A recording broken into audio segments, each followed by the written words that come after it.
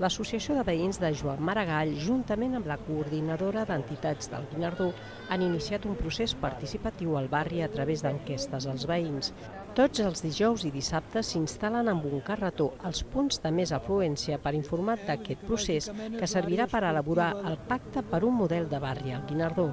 L'enquesta permet valorar preferències sobre 4 àmbits: mobilitat i espai públic, dinamització comercial, patrimoni i equipaments i parcs públics.